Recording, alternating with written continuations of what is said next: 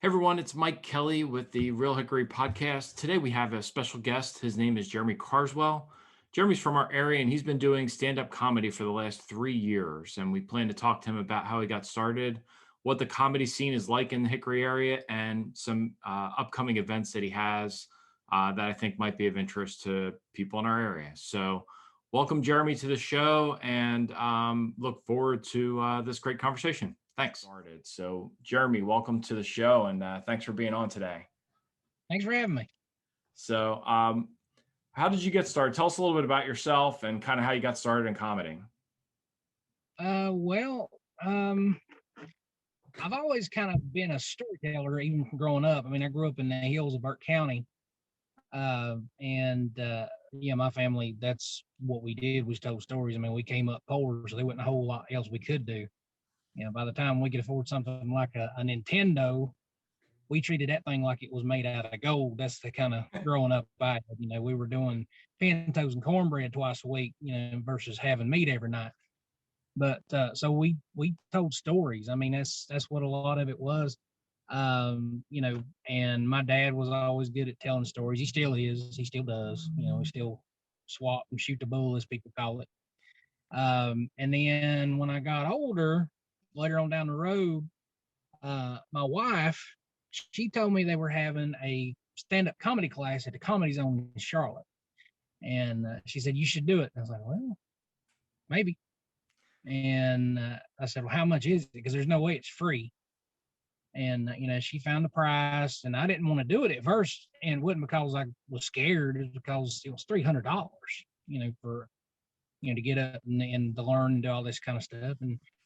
And she's like, well, do it. It probably worth the money. Let's do it. And so I was like, okay. So we set it up and I went down there, and it's like 6, 7 weeks. And for the graduation, because there is a graduation, you do a 5 to 7 minute set in front of a packed house at the Comedy Zone in Charlotte. So like 300 people. And I ended up really enjoying it, and it kind of went from there. I wouldn't, luckily doing that class, I also built some contacts and knew some people they had local rooms in that area, and was able to get to set up with them. And I did some open mics at the Comedy Zone before everything went sideways. But that's kind of how I got my start. To be honest with you, it was more accident than anything else. A lot of people were like, well, I wanted to do comedy because I knew I was funny and I knew people make money at it and all this kind of stuff. With me, it was more of, I tell a story, somebody laughs, and then I kind of look at them like, really? I never thought I was funny, ever. Never thought I was funny. I was always good at telling stories.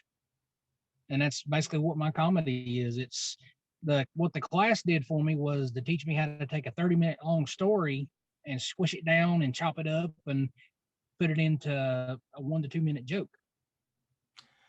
Yeah, I've never been somebody that I pretty, probably my favorite comedic person is Leslie Nielsen, because I've never really been a funny even a little bit, but I really enjoy comedy. I enjoy laughing, and I enjoy comics and going to comedy clubs and stuff. So I definitely have a great appreciation for what you guys do, and I feel like the best comics to me are the ones that can tell a story, um, because that's kind of what draws you in, kind of makes you feel a part of that person, and kind of gets you in tune with their life a little bit. And catchphrases are fun, and any kind of you know everybody has their thing, but I've always enjoyed the people that can tell a story. So Oh, for sure.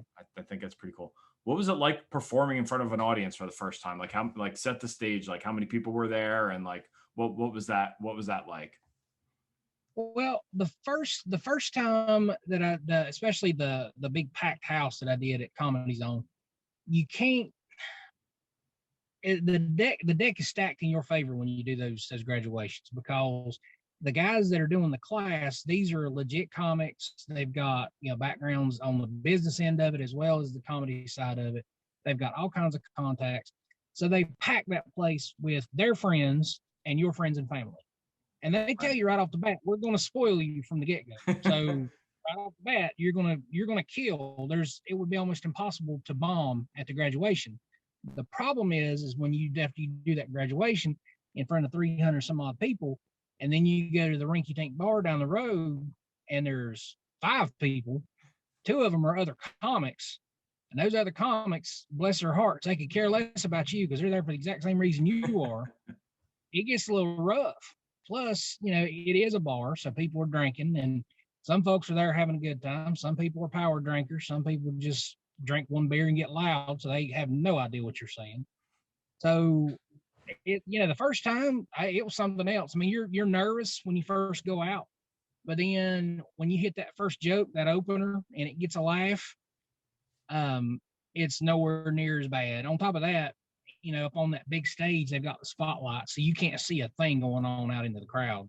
It could be 100 people out there, or it could be one person with a recording of 100 people on the laugh track, and you'd never know the difference.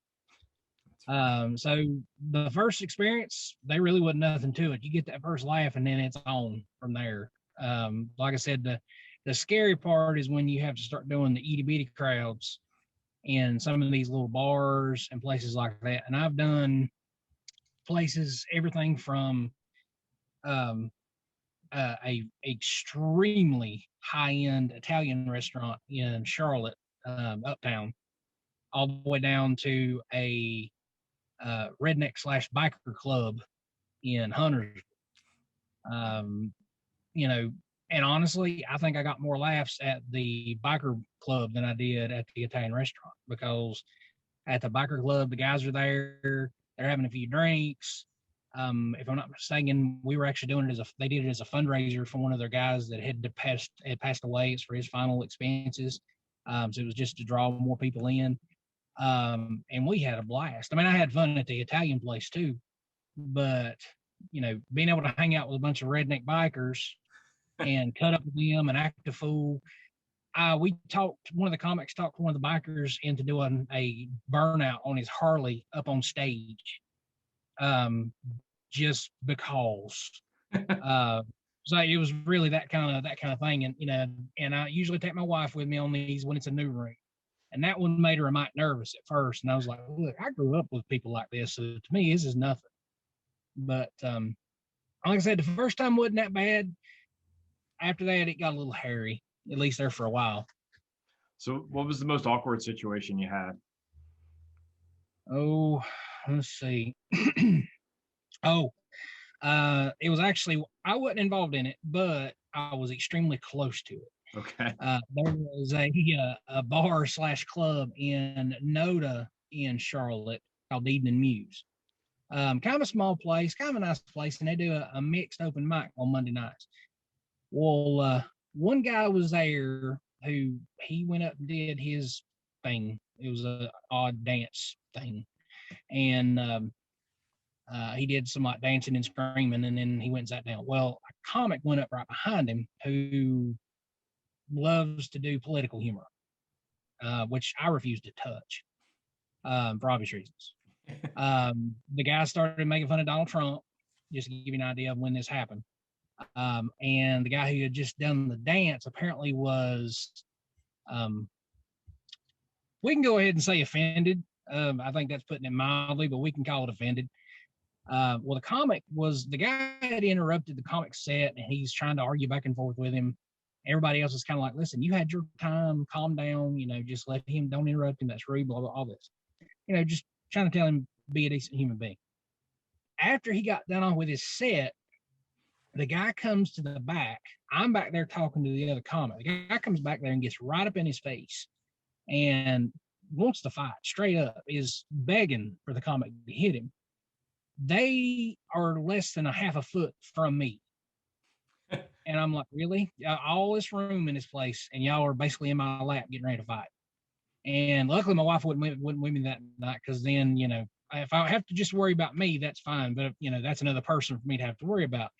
But, oh, man, it got spooky real quick. Luckily, a bouncer saw it, and he came up, and they threw the guy out. But I was like, man.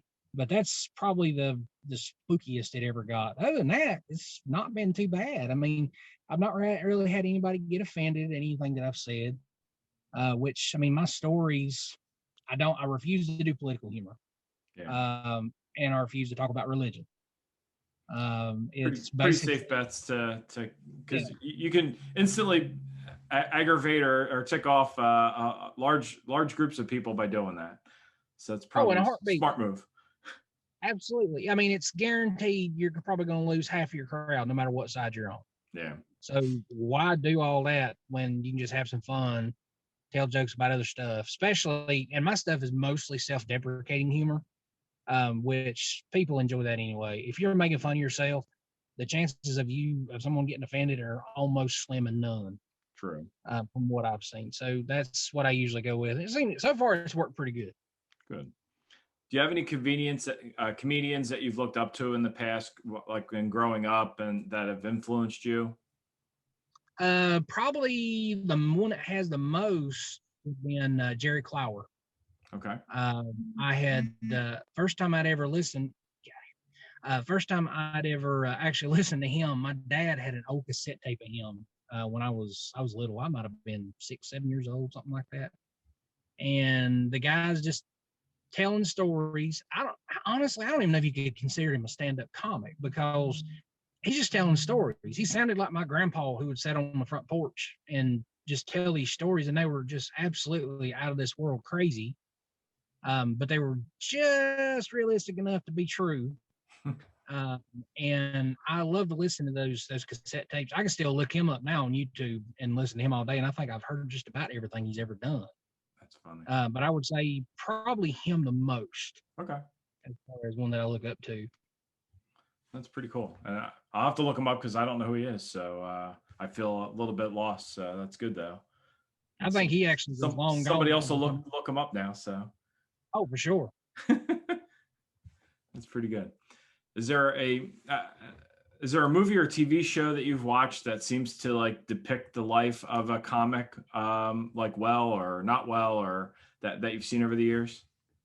Well, the one that I've seen that I was kind of surprised about how accurate it can be in places is probably the Marvelous Miss Maisel on Amazon Okay. Prime. Yeah. My wife got me into watching it, and at first I was like, "It's a stand-up comedy movie. There's no way it's gonna be a bunch of mess. They're gonna have her go up on stage first thing and kill it and get a contract and like go to Hollywood and all that." No, it there in a lot of places it's extremely accurate. Like the one of the things that they do on there is they use the phrase more than once. Everybody bombs, and I can guarantee you everybody bombs at least once. Um, I've never bombed to the point where I'm like, okay, that's it, I quit. I'm going to home. But I have done a couple where I'm kind of like, oh, this is painful. But you just keep going. You don't. I mean, if it gets too bad, eventually you're kind of like, I'm just going to hang it up. Like I don't care how much time I've got left. I'm just going to hang it up. But that part's pretty accurate. She doesn't really make any kind of money. That is 100% accurate. I think in 2019 I made a total of about $300-400 maybe. All right, you're really flexing on me here. Come on. Yeah. You know what I'm saying? So comedy is one of those things, and I kind of had the feeling this was the case anyway. But if you're in it for money, you won't be in it long. You have to love doing it and enjoy talking to people and stuff like that. And like I said, they until you get to where people are asking for you and you've got a killer following, that kind of thing, you gonna be poor. It's just really that simple. There's no money in it. There's no big contracts, that kind of thing. They told us in the class because someone that didn't finish the class actually asked, should we get a manager? And they're like, no. When you're ready, they will find you. Yeah. Like, well, why? Well, because managers get 20%. If you're not making nothing, 20% of nothing is nothing. That's not going to work. So I've not even remotely thought about that kind of thing. I'm not ready for anything like that. Most of my bookings, I do my own bookings. I reach out to people. Now I am at the point now where some producers in Charlotte and Rock Hill, they do reach out to me some. But I have no problem asking them for stage time. Sure. luckily my wife, she's able to kind of run back up for me and be an extra set of eyes because a lot of it's posted on social media, so it's gone before I get to see it. So a lot of times she catches it for me. Um, but those are usually the two that I've seen's been the most accurate about it. Is one, yeah, no, you don't. Everybody bombs at least once. Um, and clubs are seedy. A lot of them are seedy. Um, and you don't make no money. You broke. It's that simple. Yeah, I kind of look at it. There's a show that I was thinking that I watched as an HBO show that was on a couple. It was either HBO or Showtime. I can't remember, but it was Pete Holmes was the person. It was called Crashing, and basically it was about him starting. You haven't seen that one? I haven't seen that one. I'll check it out though. Yeah, check it I out. bet It's really good. I mean, because it really kind of. He apparently was a pastor. Like he was going to school to be a pastor, and he ended up kind of having a little bit of fault with the church or something, and decided to get into stand-up comedy, and living on people's couches and stuff. And it Oh yeah. looked like a really rough. It looked like a really rough life, but he met a lot of really good people along the way, and I mean, he's really successful now. But it seems like I feel like there's a lot of parallels with comedy and real estate, even like my I mean, I do this podcast as like a little fun thing, I guess, more than anything. But when you get started in real estate, like you can go months and months and months without making a penny, but it's about all the work that you do in the beginning and leading up to it that gets to the point where you can kind of start really actually making some money. And so Right.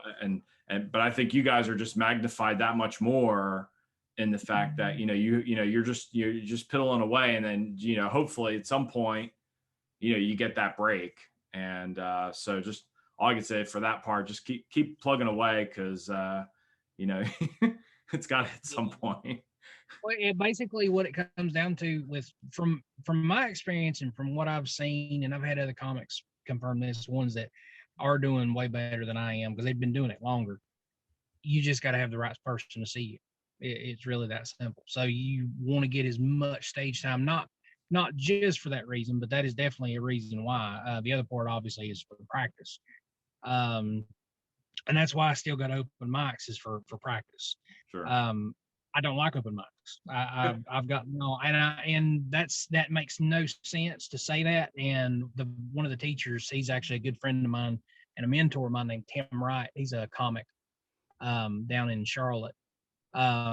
He told me, he said, "You're going to grow to hate open mics." I was like, that makes no sense. Why? And he said, "Well, okay, so let's say you've got, you and 30 people that are at an open mic. Well, we'll say 3/4 of that is comics. Comics ain't gonna laugh at what you're doing because they're way too concerned about getting their own stuff ready to get up on stage. Well, then, so you've got the other people that are there. They're gonna laugh a little bit, but the problem is that let's say if laughter is infectious, as everybody knows. If I can make one person laugh in a crowd of 300 people, chances are it's going to spread and there'll be more people laugh about it. So it's not that big a deal.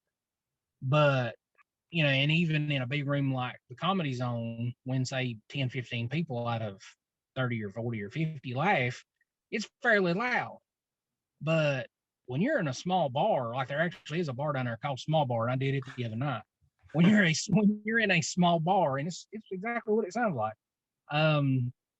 You have 10 people in the crowd. If 3 of them laugh, it's quiet. It's not like in a big room where there's an echo and that kind of thing. It's and so it makes it more difficult to gauge how well you're doing. So if you do have other comics at open mics like that, sometimes it's better to ask one that's maybe older, been doing it a little bit longer, so they can tell you a little bit more. Because if you've got, if you're the oldest comic there, you've been doing it the longest, and the next person's been doing it next longest has only been doing it for a year, they're probably not going to be able to help you too much. Yeah. And on top of that, like I said, they're not going to be paying half attention to what you're doing anyway. So while you do need to do open mics, because it's just like practice for a football game, um, unfortunately, you'll grow to hate them straight up. Pretty much anybody will tell you the same. On top of that, with open mics, you can't control what's said in the shows. It's pretty much whatever is whatever, and that's it. Whereas in a show, you can say, okay, there's probably going to be some youngins here. Keep it PG-13 at the worst. And if it's, especially if it's a paid show, you're like, listen, don't be cussing in this show. And in all reality, if you're doing a big show, and let's say you're the MC versus the feature or the headliner, you shouldn't be cussing, period. Even if it's an everything goes show, because that can take away from your feature and your headliner. Because I mean, I hate to say it, but if you're an MC, don't nobody care about you. Yeah, it's not about you. No, at that point. I mean, and you'll still, and MCs are comics, so MCs will do their set, usually 5 minutes, something like that. But they don't cuss. And the important thing of being an MC is doing that job right. We care less about your set, about what jokes you've got. Just make sure you introduce the comics right. Whatever announcements the club has got for you, make sure you do them right. Because you can take a comic that is absolutely hilarious. You have them MC, they mess up them announcements, and they're probably not going to be asked back. Yeah. As far as MCing goes, that when you're an MC, you have a job to do. That's all it is to it. That's a good point. Looking at your bio, I did a little bit of Facebook stalking on you before we talked, and so looking at your bio, it looks like you worked as a customer service rep. I won't say for what company, but at one point you worked as a customer service rep. And I still do. I wonder if you got any good stories from that world, because I can't imagine having to talk on the phone to mad people a lot of times. There's got to be some interesting stories there. There are people that I talk to that I'm just glad that it's in a call center, because then they can't see me roll my eyes, or make faces or hit the mute button and go, "Are you serious right now?" One in particular, we had a woman that lived in Charleston, South Carolina, call in. She was from up north, I could tell it by her accent, and she had moved down to Charleston, and she had bought a propane gas grill. She had received it. It ended up being a little bit late, but it got there, and it was right before 4th of July. Well, she calls in, and she's ill as a hornet, and she's like, "My grill just got here, and they put it together, and it's damaged." Okay, well, we can replace it. No big deal. Won't cost you a dime. We'll even come and get the old one and bring you a new one. No big deal. Well, I need it for tomorrow. Can it happen by tomorrow? Like, ma'am, it's like 8 p.m. It ain't gonna happen. And she's flipping out. And she goes, "Well, let me ask you this. If I use it one time, will you still take it back?" I was like, "But it's damaged." "That's not what I said." "Yeah, it's damaged, but why will you take it back if I use it one time?" "Well, where is it damaged, first off?" "It's, the little door where the tank sits." "You mean where the explodey stuff hangs out in the grill, where the propane tank and all the little hookups and stuff goes? It's damaged there." She said, "Yes." And I said, "And you're wondering if we'll take it back if you use it one time?" "Yes." And I'd sat there for a second, and at first I honestly thought she was messing with me. I really did.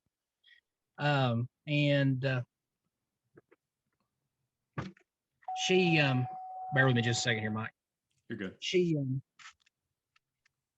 she was like, "Yeah, can I use it one time and return it?" And I sat and I thought for a second, and finally went, "Yeah, sure, we'll take it back. We'll even come and get it for you." And so I was like, let me just reach out to the store that would be coming to get it. And I got the manager on the line, and I explained to him what's going on, and he went quiet and didn't say anything for a few seconds. He said, "Now wait, She's got a propane tank, a propane grill that's damaged where the tank sits and all the regulators are, where all the highly flammable stuff is. And she wants to use it once and then return it. I said, yeah. He goes, yeah, sure. I'll come and get it. No problem. We'll do it.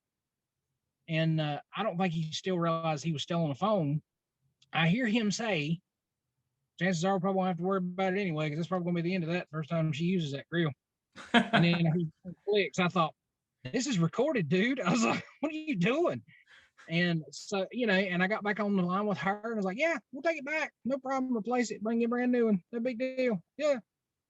And she goes, is it safe to do that? I was like, I don't know, because obviously my dad has worked in propane almost my entire life, literally. Okay. He's actually a master gas man at this point. He hooks up, gas logs, stuff like that. Yeah. He's had years of experience, every kind of certification on them, all that stuff. So he has hammered safety with fuel and stuff like that into my head my entire life. So everything he tells me says, no, it's not safe, and you probably shouldn't have a propane grill anyway if you don't have common sense to know better. But I'm at work, and my job is to make money and not make the company lose money. So, of course, I'm like, absolutely, it's safe. Do it. Go for it. Have a good time.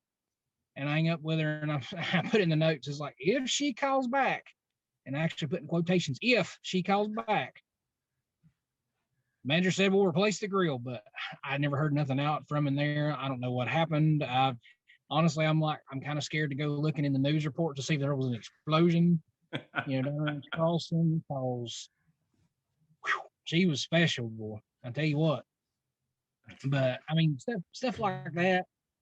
I've had customers that have accidentally done stuff that was probably illegal, and then asked me what they should do. I had a woman that bought some PVC pipe, and PVC's dirt cheap, don't cost anything. 12-foot pieces, 10 of them. She didn't pay attention to when they were loading it in her truck. She gets home, all 10 of those pieces of pipe is copper, straight up copper. Wow. 12-foot long pieces, 10 of them, I know, right? And she's like, I don't know what to do. She's probably in her 70s. She's like terrified. She's like, I don't know what to do. I just took them home. I didn't notice it. I was like, how did you not feel them put that in your truck? Copper weighs way more than PVC does. On top of that, that clanking noise should have been some kind of warning that something's up. And now, growing up in the hills, I knew about how expensive copper actually is. My grandpa on my dad's side, he made moonshine. So I mean, I know all about copper and what's this and what costs here and all this. And it kind of took everything I had to not go, do you know how much copper goes for right now? Take it to the scrapyard and sell it and then go get some work and buy some PVC. Yeah. And I was like, wait. And then I went, wait, this is recorded. This is recorded. Don't say that. Don't say that. Yeah, really. And of course I tell my dad about it, and without even thinking, he goes, do you know how much copper's going? I was like, that's what I thought. But so yeah, I've had some interesting stories working in customer service. Oh my gosh. Just people, most of the time it's folks that aren't using common sense. Some of them are really funny. The ones I talked to up north and out in the Midwest where there's no accents, and even up north where there's, the real thick New York accent, that kind of thing, they get tickled to talk to me. Usually I can hit them with a mixture of Andy Griffith and Matlock and sell them just about anything that they could need. Anything from a $3,000 refrigerator to, a specialized toilet that should, as much as it costs, should probably drive you to the grocery store to buy toilet paper. Nice. That's pretty funny. All right. So the last part of our shows that we do like a little bit of kind of like a little bit more local interest stuff. So just bear with me, and then we'll at the end we'll kind of wrap up and kind of talk about what you've got going on. So couple quick fire questions here on you. So what is your favorite takeout spot? That would be Granny's Country Kitchen Okay. in Hickory. Yeah. There's one there. I think there's one in Hickory too. There is. I've never been to that one, but I go to the one in Hickory pretty often. Okay. I usually take out or go eat in either one. Nice. How about your favorite local restaurant Oh, for eating in? let's see. Probably probably the same because honestly, I spend quite a bit of money in that Nice. place. You know, I go in and tear up some biscuits and gravy. So yeah. Well, the Cranford family will thank you for that one, probably. So that's good. um, your favorite vacation spot? Not like Barbados or anything, but like kind of local vacation spot. I like going up in the mountains. Pretty much anything mountains wise. Now don't get me wrong, I don't go hiking, that kind of thing. That's not.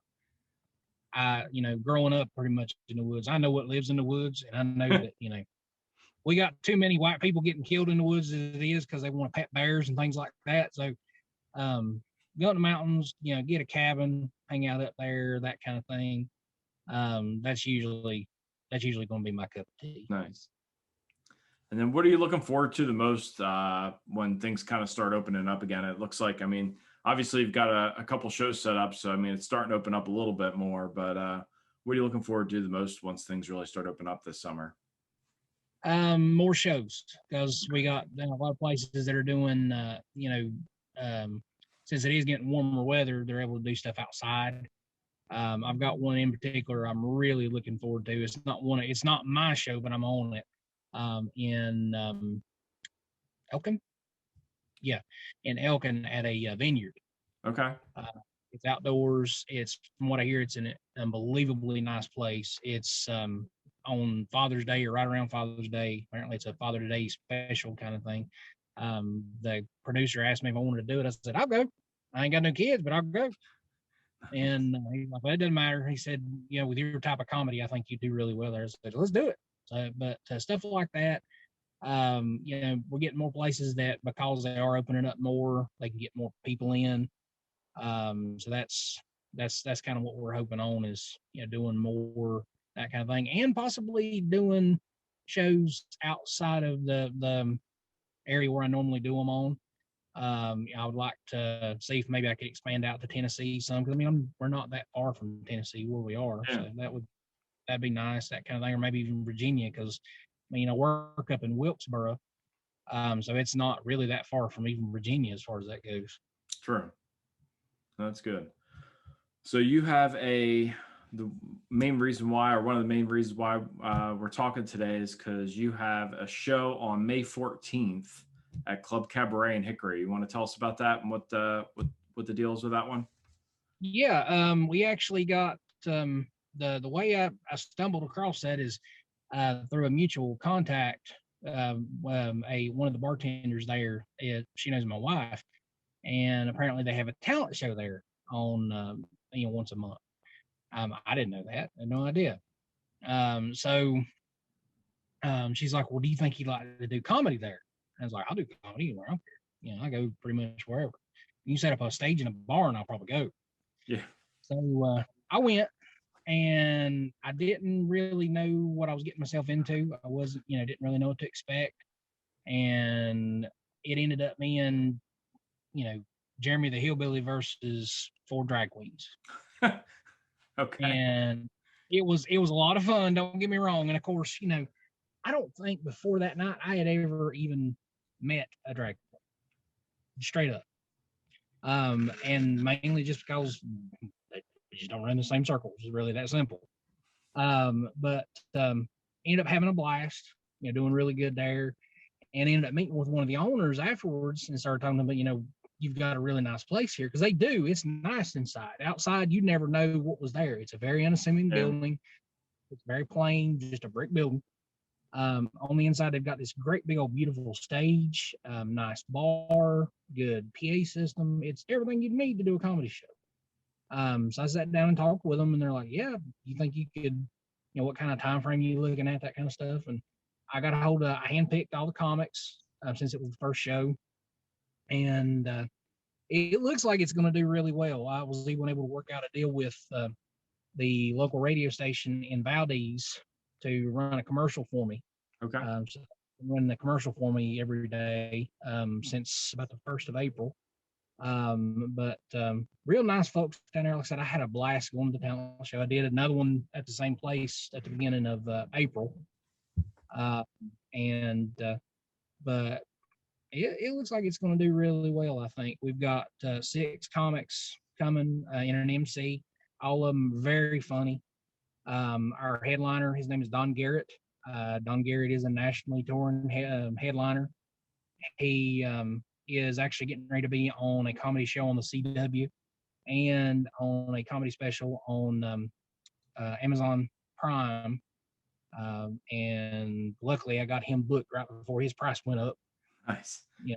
Yeah, like I got him booked, and then like 2 days later, oh, by the way, I'm going to be on such and such. It's like, yes, got That's awesome. I know, right? Because I know it's going up now. So that I think it'll be a really good show. It's going to be him. I've got another comic named Andre Copeland, who's also very funny. He's been kind of a mentor to me, kind of showing me kind of the odds and ends and whatnot.